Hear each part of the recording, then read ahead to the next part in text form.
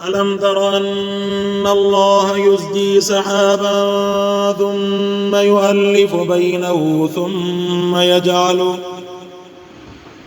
ثم يجعله ركاما فترى الودق يخرج من خلاله وينزل من السماء من جبال فيها من برد فيصيب به من يشاء ويصرفه عن من يشاء يكاد سنا برقه يذهب بالأبصار يقلب الله الليل والنهار إن في ذلك لعبرة لأولي الأبصار. صدق الله العلي العظيم. सूरत नूर जी आयत नंबर 42 का तिलावत है। अल्लाह रब्बुल जलाल पहिरियां तस्बीह के बयान फरमाया त ज़मीन ऐं आसमान जे अंदर जेके भी शयूं आहिनि इन्हनि सभिनी शयुनि खे तव्हां नज़र कंदा त इहे अल्लाह पाक जी तस्बीह बयान करण में लॻियूं पयूं आहिनि। अवां पखियुनि जे तरफ़ नज़र कयो, जानवरनि जे तरफ़ नज़र कयो, जबलनि पहाड़नि जे तरफ़ नज़र कयो। 18,000 मखलूकात जेके भी अल्लाह पाक पैदा करण फरमायूं, इहे सभु जो सभु मुंहिंजे अल्लाह पाक जी वाखाण में अल्लाह पाक जी तस्बीह बयान करण में लॻियूं पयूं आहिनि। इहो इंसान ऐं जिन ई आहे जेको पंहिंजी ख़्वाहिशात जे करे ऐं पंहिंजे नासमझीअ जे करे अल्लाह रब्बुल जलाल जी तस्बीह खे, अल्लाह जी यादि खे पुठी जे पोयां उछलाए थो छॾे। हालांकि इहो इंसान इहो नथो सोचे त जेतिरो पंहिंजे नफ़्स खे ख़ुशि करण जे लाइ दुनिया जे अंदरि इन हक़ीक़तुनि खे ठुकराईंदो, फितरत खे ठुकराईंदो, तबियत खे ठुकराईंदो, ओतिरो हुनखे आज़माइश जेका आहे ॾिसणी पवंदी। जीअं अवां ॾिसो त जेको इंसान पंहिंजे मौसम जे मुताबिक़ जेकॾहिं पंहिंजे जिस्म जो, पंहिंजी बॉडी जो ख़्यालु नथो रखे, पोइ सुभाणे पैसनि जी सूरत में, परहेज़ जी सूरत में, डॉक्टर वटि चकरनि जी सूरत में उनखे हुनजो नतीजो भरणो थो पए। इहो हिकिड़ो आम तौर ते दुस्तूर आहे। अवां जेकर पंहिंजी सिहत जो ख़्यालु रखंदा, जीअं चवंदा आहिनि त एहतियात अफ़सोस खां भलो आहे। सुभाणे को मसइलो थी पए, इंसान खे बुखार थिए, तकलीफ़ थिए, कुदरत जे तरफ़ खां जेको लिखियलु हूंदो उहो त थी करे रहंदो, पर इंसान खे त हुनजो इल्मु न आहे न। इंसान त जिते ऊंदहि हूंदी उते रोशनी कंदो। हालांकि हलण जे लाइ त इंसान ऊंदहि में बि हली वेंदो, पर नुक़सान खां बचण जे लाइ इंसान उते रोशनी कंदो। अहिड़े नमूने सां जेकर इंसान पंहिंजे नफ़्स खे पाले थो त नफ़्स पलिजी करे एॾो मोटो थी वेंदो, एॾो थुल्हो थी वेंदो जो सुभाणे उन नफ़्स खे रोकणु जेको आहे हिन जे वस में न रहंदो। नफ़्स खे रोकणु हिन जे वस में रहंदो ई कोन। ऐं नफ़्स जूं ख़्वाहिशूं जेके इंसान खे एतिरो पोइ ते वञी करे उछलाईंदियूं जो इंसान खे हक़ीक़त खां वञी ॼण त आख़िरत जे अंदरि जहन्नम में, दुनिया जे अंदरि बि नाकामी। सो अल्लाह तबारक व तआला इन्हनि काइनात जी फितरत खे रब सां बयान फरमायो। फरमाई त काइनात में तव्हां ज़मीन में, आसमान में नज़र कयो, जेका शइ आहे उहा अल्लाह पाक जी तस्बीह बयान करे थी। ऐं जेकॾहिं तव्हांखे उन्हनि जी तस्बीह ज़बान क़ाल सां ॿुधण में न पई अचे, तॾहिं बि ज़बान हाल सां उहे तस्बीह बयान कनि थियूं। जीअं सिज जेको आहे इहो रोज़ानो पंहिंजे वक़्त ते उभरे थो, पंहिंजे वक़्त ते लहे थो, ॾींहुं पंहिंजे वक़्त ते ज़ाहिर थिए थो, राति पंहिंजे वक़्त ते ज़ाहिर थिए थी। इहे सितारा, इहे चंड,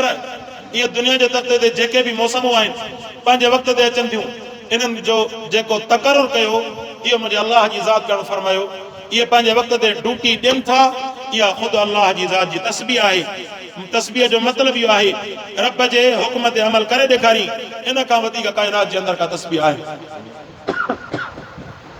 मुंहिंजे सोने रसूलुल्लाह सल्लल्लाहु अलैहि वसल्लम ने फरमायो, पाण फरमाई जेकॾहिं को इंसान अल्लाह जी ताबेदारीअ में, अल्लाह जी फर्मबरदारी में एतिरो माव लॻो पियो आहे जो हुनखे दुआ घुरण जो टाइम ई कोन्हे। माना नमाज़ पढ़े थो, फर्ज़ त माफ़ न आहिनि, पर पंहिंजे बचनि जे पालण में, हलाल रिज़्क़ कमाइण में ऐं जेको पंहिंजे जाइज़ मसरूफियात में एॾो मसरूफ़ आहे जो उनखे दुआ घुरण जो वक़्तु नथो मिले। मुंहिंजे सोणे रसूलुल्लाह फरमाई त जॾहिं हिन पंहिंजी ज़िंदगीअ खे अमली ज़िंदगीअ खे अल्लाह जे हुकुम जे ताबे बणाए छॾियो, फरमाई त मां अल्लाह हिनखे दुआउनि जे घुरंदड़ बाने खां वधीक अता फरमाईंदुमि। ज़िंदगी ताबेदारी जो नालो। हिकिड़ो माण्हू सॼी ज़िंदगी उथंदे वेहंदे सुनतुनि जे मुताबिक़ फराइज़ पूरा थो करे ऐं पंहिंजे बच्चनि जे पालण में हलाल रिस्क जे कमाइण में लॻो पियो आहे। अॼोके महांगाई जे ज़माने में एतिरी ज़ालिम हुकुमरान महांगाई करे छॾी जो ग़रीब अमीर बि परेशान आहिनि त कीअं जेको आहे पंहिंजी ज़िंदगी गुज़ारी। त एॾी महांगाई जे ज़माने में जेकॾहिं को माण्हू हलाल रिस्क कमाइण में नमाज़ पढ़े थो, फ़र्ज़ अदा करे थो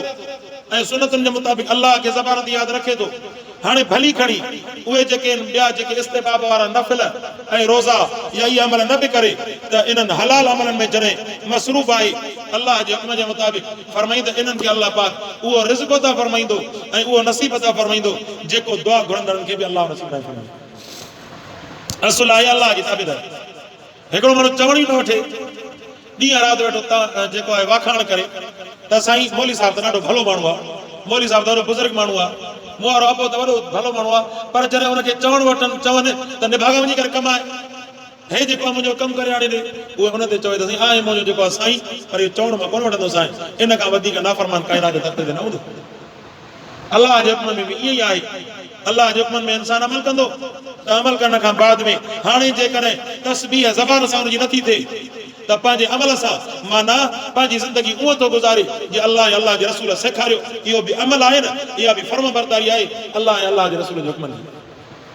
नाजाइज़ खां बचे थो छो? अल्लाह मनो कयो। जाइज़ जो अमल करे थो छो? कूड़ खां बचे थो, गिला ऐं ग़ीबत खां बचे थो, सच ॻाल्हाए थो छो? अल्लाह जे रसूल जो हुकुम आहे। हाणे इहो रब जे रसूल जो हुकुम आहे, हुकुम सम्झी करे अमल करे थो, इहो ख़ुदि इबादत आहे। इनखे अल्लाह बग़ैर दुआ जे न अमल जे उहे नसीब हुनजा खोलण फरमाईंदो जो दुआ वारो बदअमल इंसान हुजे, उनजे मुक़ाबले में हिन अमल वारे इंसान खे अल्लाह वधीक नसीब कंदो। त अल्लाह पाक खे इल्मु आहे न कहिड़ी शइ जी इंसान खे ज़रूरत आहे। सो अल्लाह साईं मूं अर्ज़ु कयमि त इहे जेके मख़लूक़ूं आहिनि इहे अल्लाह पाक जी तस्बीह बयानु कंदियूं पंहिंजे अमल सां, ज़बान हाल सां। तव्हां ॾिसो त हशरातुल अर्ज़ जिन माण्हुनि जेका ताक़ी कई आहे, जीअं मूं राति अर्ज़ु कयमि त जेको चीतो जानवर आहे करे हुनखे नांग डंग हणी त इहो इंसान जो बराज़ जेको आहे पैखानो खाईंदो आहे, हुन खां बाद हुनजो ज़हर ख़तमु थींदो आहे। कुदरती तौर ते ॾिसो अल्लाह साईं जेको हुनखे कीअं अकुल ॾिनो। वरी तव्हां केवलनि जो निज़ाम ॾिसो, जीअं मूं मक्खी जो निज़ाम अव्हां जे साम्हूं अर्ज़ु कयमि त वरी केवलनि जो निज़ाम बाज़ारि असांजे साम्हूं नज़र ईंदो त केवल का मरी थी वञे हुनखे चक में खणी करे उहा केवल खणी वेंदी।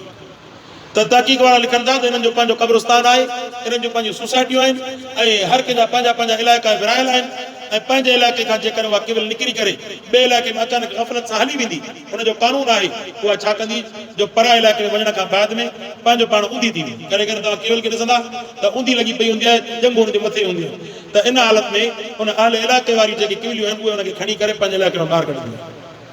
अहिड़े नमूने सां ऐं हिननि जे रिस्क जो बि पंहिंजो जेको आहे मौसम जे हवाले सां इहे पंहिंजे मौसम खे सुञाणनि, पंहिंजो रिस्क जमा करे रखनि ऐं साईं जेके चयो पंहिंजी ज़िंदगी गुज़ारनि। अहिड़े नमूने सां ॼाए जे लाइ लिखनि था, ॼा जेको आहे न जंहिंजे मथां सुआ हूंदा आहिनि, चवंदा मौसम जी अॻु में ई हिनखे ख़बर पइजी वेंदी आहे त हाणे जेको आहे कहिड़े क़िस्म जी मौसम अचण वारी आहे।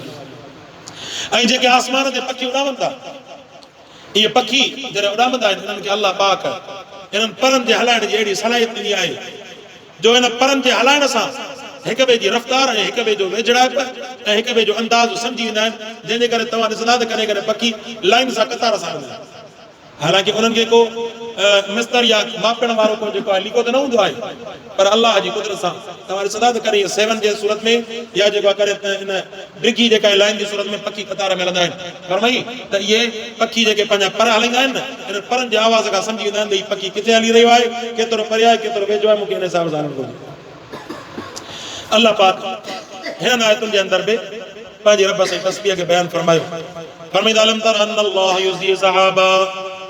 अल्लाह जी ज़ात उहा आहे जेको अल्लाह रब्बुल जलाल युज़ी सहाबा फरमाईंदा अल्लाह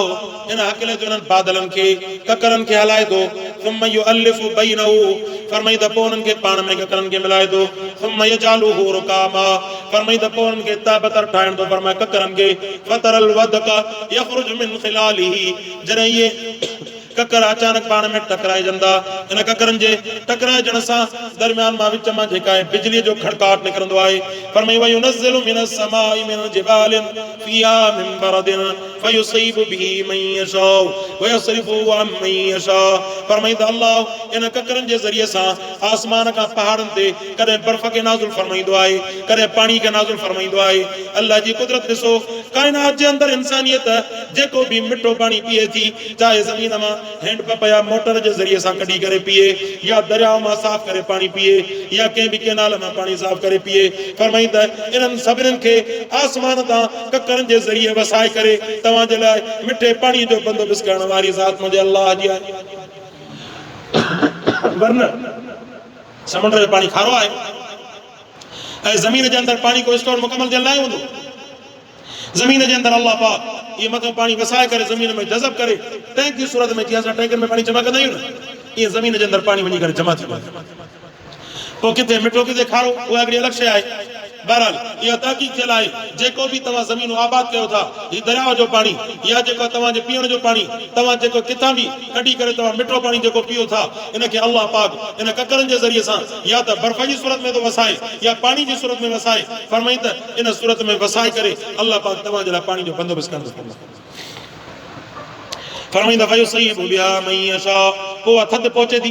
जिते अल्लाह पाक जबलनि ते उन बर्फ़ खे लाहे वयसरिफु अन मन यशा किथे वरी जबल ईअं ख़ाली कारा लॻा पिया आहिनि उन्हनि जे मथां अल्लाह पाक नथो वसाए बर्फ़ यकादु सना बर्क़िही यज़हबु बिल अबसार फरमाई त ऐं वरी उन्हनि जबलनि जे इन में ककरनि जे पाण जे टकराइण में अहिड़ी करे बिजली निकिरंदी आहे जो माण्हू जेकॾहिं चिताए ॾिसे न कॾहिं ख़तरो हूंदो आहे त इंसान जी अखियुनि जी रोशनी ज़ाहिर थिए एॾी जेका रोशनी वठंदड़ हूंदी आहे ये अल्लाह पाक पंहिंजी कुदरत बयान फरमाई युकल्लिबुल्लाहु लैल वन्नहार फरमाई त ॾींहं खे तब्दील कंदड़ राति खे तब्दील कंदड़ इहो सभु जो सभु कुदरत ऐं इहो सभु कंट्रोल अल्लाह पाक जे हथ में आहे इहो ॾींहुं पंहिंजे वक़्त ते तब्दील थी करे राति पंहिंजे वक़्त ते अची करे इहो ख़ुदि अल्लाह पाक जी फरमाबरदारी जो मिसाल क़ाइमु करे ॾेखारे रहिया आहिनि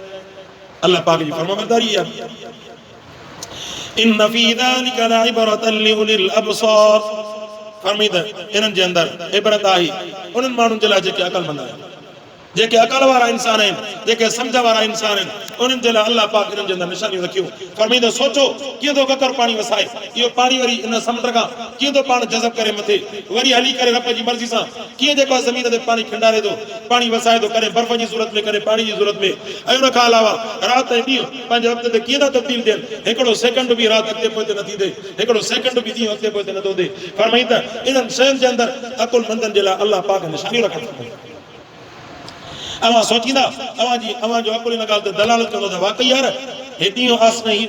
हीअ राति हीअ आसमान बिना थोरी तंबे जे बीठो हीअ मौसम हीअ पाणी हे जेका असांजी ख़िलक़त असांखे सिहत असांखे हलण फिरण जी तौफ़ीक़ फरमाई त इन्हनि जे तरफ़ नज़र कंदव तव्हांखे नज़र ईंदो त वाकई इन्हनि शयुनि खे हलाइण वारी ज़ात सिर्फ़ु ऐं सिर्फ़ु अल्लाह रब्बुल इज़्ज़त जलाल अल्लाह तबारक व तआला खां दुआ आहे अल्लाह से क़ुरान खे सम्झण अमल करण जी तौफ़ीक़ अता फरमाए व आख़िर दावाना अनिल हम्दुलिल्लाहि रब्बिल